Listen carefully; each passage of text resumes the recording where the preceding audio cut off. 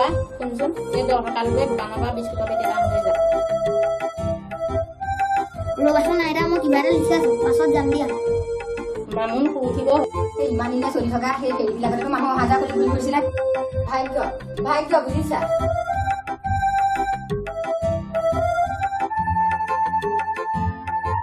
সঁচা কথাকেই কৈছে মা চাওকচোন ভাগ্যত আছে কাৰণে এইবোৰ ৰেবতি খুলি আমাৰ লগত কেনেকৈ কাম কৰিব কিন্তু এটা কথা মা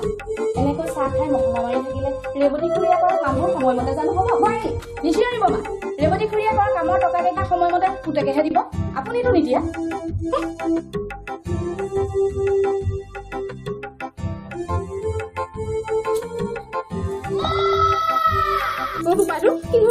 কি হৈছে ভয় কৰিছা নেকি কিবা বেয়া সপোন দেখিছিলা নেকি কোৱাচোন